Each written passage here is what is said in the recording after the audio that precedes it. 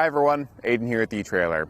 Today we're going to be taking a look at the Kuat Piston Pro X 2-bike rack and seeing how it fits on the back of our 2023 Toyota RAV4. Now the Piston is going to be a really premium bike rack. A lot of really nice features with it and some pretty unique ones too. It's not going to be for everyone, but if you're looking for something that's going to be very unique, easy to use, then this is your option right here. And I think it does fit pretty well on the RAV4. Some things about this to know: it's a platform style bike rack. It holds the bike in these trays and it holds it using this dual wheel mount design. We've got these two arms that come up over each tire and have zero frame contact. So it's going to be a good option for our carbon frame bikes, our alternative frame bikes, and with a 67-pound weight capacity per bike, it's going to be a good option for e-bikes too. Now with this, the very unique thing about it is going to be the integrated piston arms, which all you got to do to release them is hit the button down here and it'll spring the arms open. Now we've got a pretty large mountain bike right now, so they don't have too much travel, but you can push them out further for additional clearance. And then when you need to hook up, you just push them in place. They'll start to ratchet down and get a nice strong hold on your bike. We'll check those out a little bit more in a bit. But one of the things you get with this, like with many other premium platform racks, is the ability to tilt away with the bikes loaded. By the first tray, there's a pedal that we can pull and lower the whole rack down.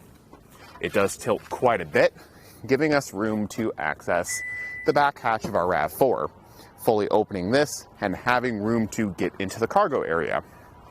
You can maybe get a cooler in here, get your helmet out, or maybe just have a place to sit down and change your shoes before or after a ride. It does give you a good amount of room to get in here.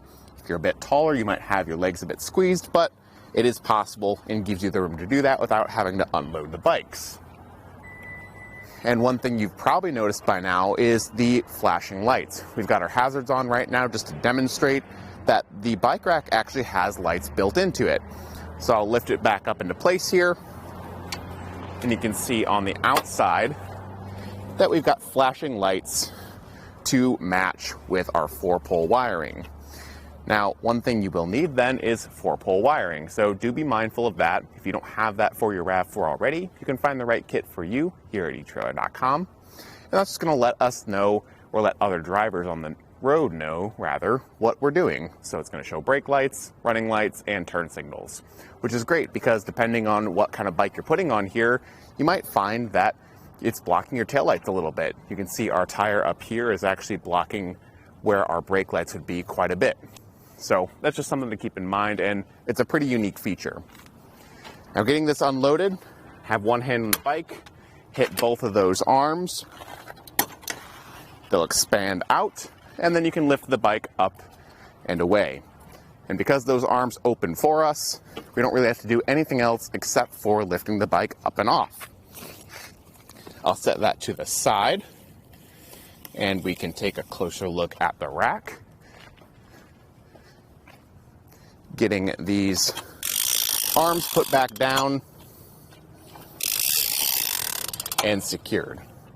Now, the 4-pole wiring is held in place, obviously with the 4-pole on your vehicle on one end and by a magnet on the bike rack end. So that'll just connect like that and remove, and there's magnets integrated throughout, so you can get this stuck onto the shank of the bike rack so it doesn't go anywhere when you're going down the road. I'll set that to the side for now. We can take this opportunity to get some measurements on the rack. Seeing how it sits on the vehicle, we'll start off with our ground clearance. Now, our hitch doesn't sit too high off the ground, but there is a really good rise in the shank, giving us 20 inches of clearance at the back end.